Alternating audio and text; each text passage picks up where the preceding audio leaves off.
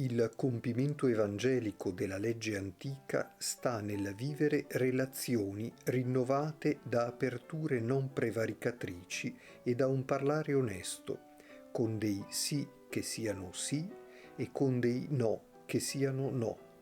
lasciando così che le parole svolgano il loro servizio.